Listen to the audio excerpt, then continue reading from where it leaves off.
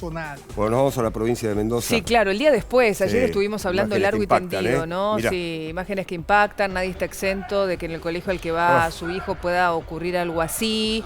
Una chiquita, recordamos rápidamente, de 14 años que ingresó armada con una pistola calibre 9 milímetros, que ya está confirmado que es de su padre, no de uso oficial, pero sí de su padre, policía de la provincia de San Luis, y que durante 5 horas se mantuvo atrincherada generando un caos absoluto.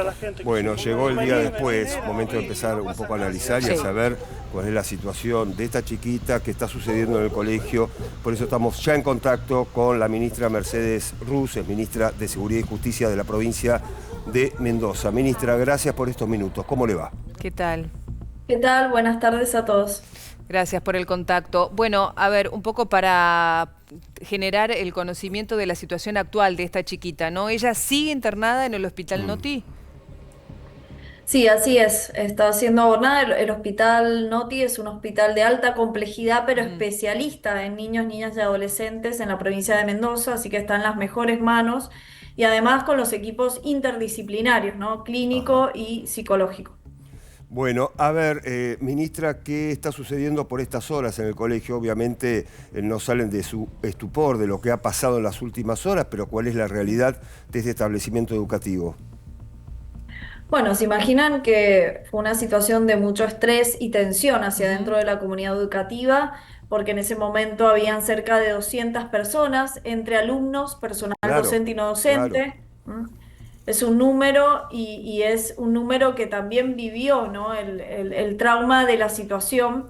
Por eso nosotros en el operativo de seguridad también hicimos una zona de exclusión muy amplia, una evacuación oportuna y muy rápida de toda esta gente. En el momento solamente fueron atendidas dos profesoras, justamente por esa situación de estrés, y dos alumnos.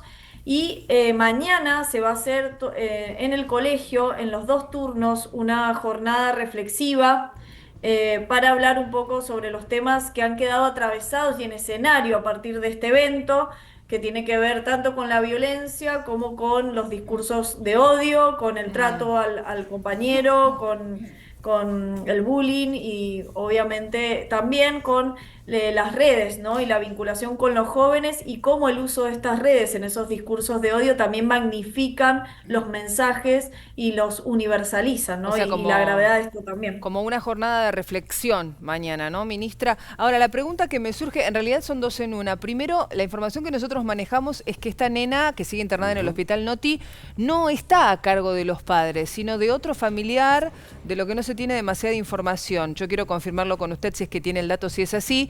Y la segunda, que se desprende, ¿qué van a hacer con esa chiquita? ¿Va a poder volver a ese colegio allí en la provincia de Mendoza? Bueno, a ver, dos cuestiones. El contexto familiar de la joven, desde el primer momento, nosotros esa es información valiosa con la que tenemos que manejarnos para la toma de decisiones hacia dentro del comité de crisis y sobre todo para los negociadores que están intentando, ¿no? Dialogar con la joven. Y la verdad que el contexto familiar es un contexto normal, conocido, incluso en la zona, sin problemas. Incluso la joven es una joven de una currícula y de notas impecables, digamos, sin ninguna anormalidad, y está a cargo de sus padres, sus responsables parentales son los padres, la madre y el padre. A partir de ahora, ¿sí? Primero interviene un juzgado penal de menores que tiene que reconstruir todo lo que ha pasado, que tiene que tomar declaración a los jóvenes, a los pares, al personal docente y no docente, y tomará sus decisiones en caso y solo en caso de que entiendan que esta joven está en una situación de desprotección o de vulneración en su contexto familiar, recién ahí es una autoridad judicial, ¿sí? Bueno, en este caso es el órgano administrativo local, porque en la ley de Mendoza todo lo que todos los jóvenes inimputables toman estas medidas de protección, el Poder Ejecutivo a través de las áreas. Tomará la decisión de que en su caso pase a otra responsabilidad parental. Pero hoy esta joven está bajo la responsabilidad parental de sus padres, de sus progenitores. Y con respecto a volver a esa misma institución, ¿va a volver? Bueno, a ver, esas son decisiones críticas. Por un lado, uno de los objetivos principales de todo el operativo obviamente tenía que ver con que no hubiera ningún lesionado, ¿no? Y ningún lesionado de la comunidad educativa, y después, cuando nos quedamos en soledad con esta joven, que no hubiera una autolesión. Y el tercer objetivo, que tiene que ver con lo que vos dices, tenía que ver con hacer un abordaje que fuera lo menos traumático para toda la comunidad educativa y para esta joven en sí. Y por supuesto que ahí está el tema, porque obviamente que La Paz es una comunidad chica también, Claro. en donde, bueno, serán decisiones que creo que requerirán de un acompañamiento psicológico, de determinar qué es lo mejor al interés superior de esta joven, ¿sí? Si volver rápido para privilegiar la normalidad y que no se sienta, digamos, excluida y eso no sea peor, o generar alguna restricción o algún acompañamiento para una reinserción más controlada a posteriori. Digo, ahí hay distintas opciones que tendrán que decidirla los profesionales de acuerdo al estado de la joven, y siempre privilegiando qué es mejor, menos traumático para ella y también para sus pares, porque convengamos que los jóvenes con los que ella comparte son también personas menores de edad, ¿no? Bien, ministra, gracias por estos minutos, muy amable. A ustedes, gracias. Bueno, una situación realmente compleja. No solo para la Muy chiquita, compleja, ¿eh? sino también claro, para sus está muy bien, compañeros, para sus totalmente. padres. Por eso digo, el regreso al colegio Sí, no sí, va a ser fácil no, si es que para deciden nada. eso. A ver, estamos con Enrique de Rosa, psiquiatra forense. Enrique, qué placer. Bienvenido. El placer es mío. Buenas noches. Buenas Gracias por la noches. invitación. Bueno, a ver, nos tiene a todos realmente muy conmocionados, ¿no? Lo que ha sucedido en la provincia de Mendoza. Recién hablamos con la ministra. Lamentablemente no es el primer caso, ojalá sea el último, no creemos que sea así. Tu primera visión de por qué un adolescente de 14 años ingresa a un colegio con un arma, la utiliza, disparos al aire libre. ¿Esto qué significa? ¿Qué está diciendo esta adolescente de ingresar a un colegio con un arma y disparar al aire libre? Bueno, por de pronto lo obvio, y yo creo que es interesantísimo este caso desde lo criminológico. La gente lamentará, en criminología es un recorte de la sociedad, ¿no? Nos ilustra algo. La primera cuestión es que está diciendo algo. Cometeríamos un error grave si como sociedad no decimos, bueno, no nos está diciendo algo, o quisiéramos tener respuestas inmediatas. Claro. La primera cuestión es poder soportar la angustia de no tener respuestas. ¿A qué voy con esto? Que es muy habitual que estemos buscando una patología, ¿no? Bueno, si tenía tal cosa, si tenía tal problema familiar, si tenía tal condición. Y en algún punto nos lavamos las manos y decimos, bueno, fíjense cómo rápidamente... Claro, lo que pasó es por esto, listo, ya está. Caso cerrado. Caso cerrado, Es verdad. pasamos a la siguiente contingencia. ¿Cuál es el tema de estas causas que se están dando en el mundo? Cuando los sujetos normales, en criminología se está trabajando mucho cuando los sujetos, entre comillas, normales, los que no esperamos que cometan algo, lo empiezan a hacer. ¿Y eso qué nos está señalando? Algo que en esa emergente de violencia, dirigida hacia afuera o dirigida hacia adentro, ayer fue el Día Internacional de Prevención del Suicidio, Sí. esa violencia que esta chica está enviando un mensaje que podría haber terminado mal. Ayer me estaban haciendo una nota desde Mendoza, y en un momento me interrumpen y realmente tuve un escalofrío porque yo digo, ¿Qué me van a decir? ay, ¿Qué ¿qué me van a decir? Claro. ¿Esto terminó de otra manera? Estos casos que uno dice, bueno, pero o pasan en Estados Unidos, o no, fue Carmen de Patagones, o no, fue esto. El problema cuando en una sociedad está esto y seguimos con las cuestiones de invisibilizar, de no escuchar, en realidad claramente está enviando un mensaje. La pregunta ahora, más que quedarnos quietos, es abrir esa herida, ese mensaje, ese grito, no tratar de callarlo, y empezar a preguntarnos qué mensaje hay, qué cuestión hay, más allá de los lugares comunes, porque obviamente nos descoloca, nos sitúa en lugares... ¿Qué pasa en la ciencia? En la ciencia, si uno sigue respondiendo por respuestas en etiqueta, lo que ocurre es que termina teniendo las mismas respuestas en sellos. Le pone el sello, cierra la carpeta y termina. Acá evidentemente hay que preguntarse. Te preguntaba, decir, ¿vuelve al mismo lugar? Bueno, también, ¿qué significa eso? ¿Qué significa volver?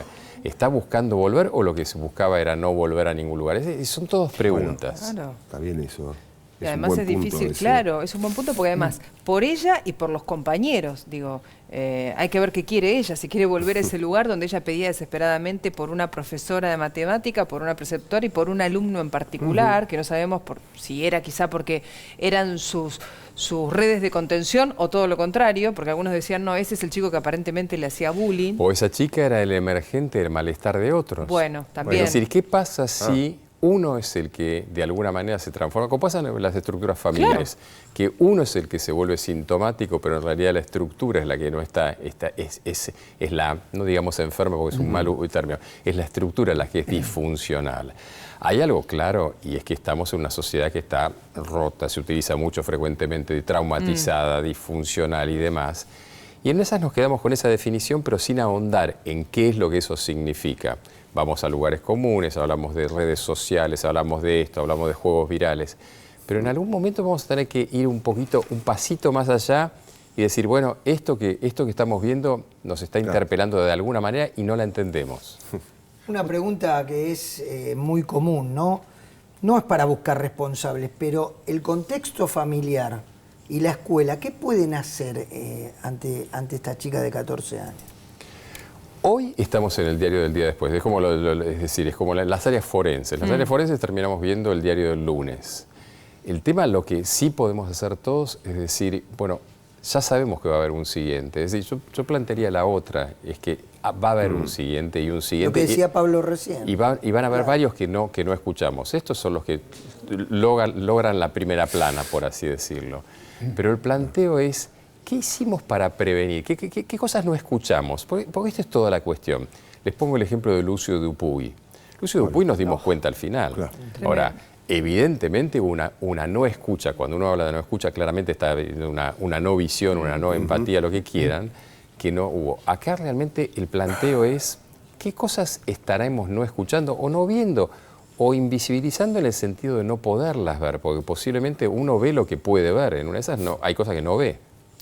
El cine, hablando de ver, el cine y ahora sobre todo las series a través de plataformas suelen reflejar rápidamente lo que pasa en la sociedad. Y este año estrenó una serie, Adolescencia, que generó muchísimo ruido en lo que tiene que ver con la relación de los alumnos con sus padres, los alumnos con profesores, de hasta el idioma y la manera de la dinámica de comunicación entre ellos. ¿Suman ese tipo de productos audiovisuales?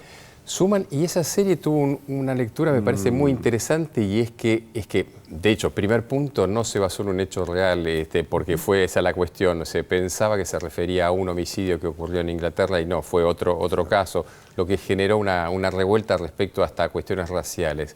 Pero sí era interesante es no saber cómo comunicarse. Ese padre que no entiende bien cómo comunicarse con su hijo. Eso hablaba de la importancia de la comunicación. Totalmente, porque no entiende siquiera un tema de códigos.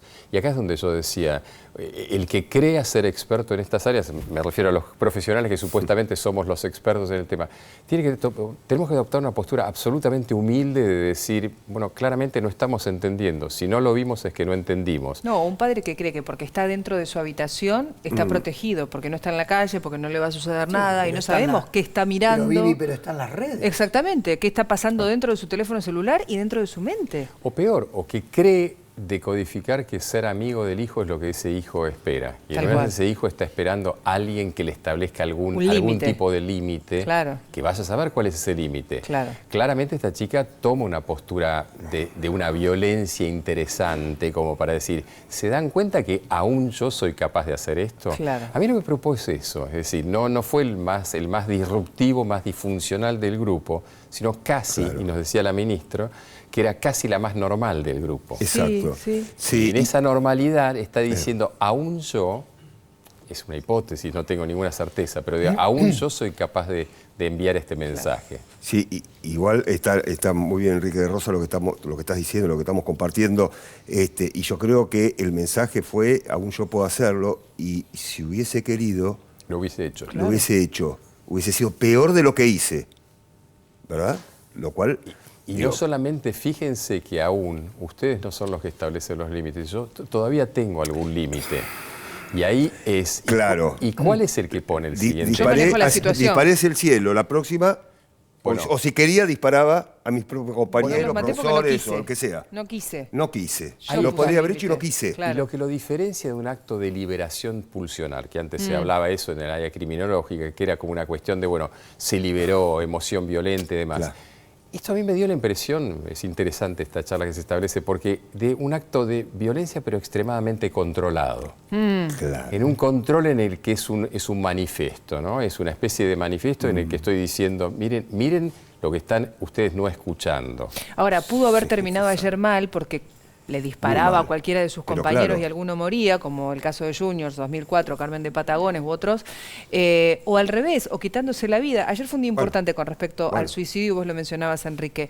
Digo, el caso de Emma, y nosotros lo tratamos acá, hablamos con la mamá, la chiquita que porque se difundió claro. un video íntimo, se hizo viral con un compañero de colegio, se mató. Digo, si esta nena de 14 años, en lugar de ir armada a un colegio en Mendoza, decidía, porque un compañero le hacía bullying, quitarse ella la vida, también era una situación traumática, porque alguien no estaba viendo esas red flags previas. Es que pasa en la población, y post-pandemia ni que hablar, en la población adolescente y juvenil, el incremento, sin dramatizar, el incremento de tentativas y algunas consumadas de suicidio son enormes. Claro. Hay una cierta romantización del suicidio en el Totalmente, adolescente, bueno, ¿no? Y que además se refleja en algunos productos, vuelvo al tema audiovisual, donde parece, por supuesto que no estoy subestimando la angustia que genera el bullying, pero parece que fuera una solución que es una carta más en el mazo y casi con una visión romántica. Pero Me es que inmolo. esa es una visión extremadamente acertada, porque el lema del año pasado y este es cambiar la narrativa. La Sociedad Internacional de Prevención del Suicidio habla de cambiar la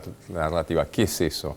No romanticemos, no digamos tuvo el valor de, se atrevió a hacerlo, bueno, lo que pasa que era el bullying. A mí me enoja, bueno, veo que compartimos el mundo, a mí me enoja mucho cuando plantea, bueno, lo que pasa que padecía bullying. Entonces, que si padece bullying, quiere Esa decir es la que, única solución. quiere decir que la vía de escape es esa. Claro. Y hay que tener, por algo hay hace muchos años un tema de cómo se comunica en los medios el tema del suicidio. Y una de las cuestiones que no se está tocando es exactamente esa, en que dicen, bueno, si podemos ponerle algo que justifique, casi que lo tiene validado. Por eso dije, no quiero subestimar la angustia que puede generar claro. En un adolescente el bullying, pero que esa sea una solución y una de las primeras en analizar me parece peligroso. Es tremendo. No, y el planteo sí, que quiero decir, pero el planteo de no explicarles que la frustración es algo inherente a la vida y que de alguna manera aprenderla a sostener es parte de lo que nos convierte en seres adultos. Se van a frustrar. Ahora, cuando muchas les veces. decimos que solamente el planteo es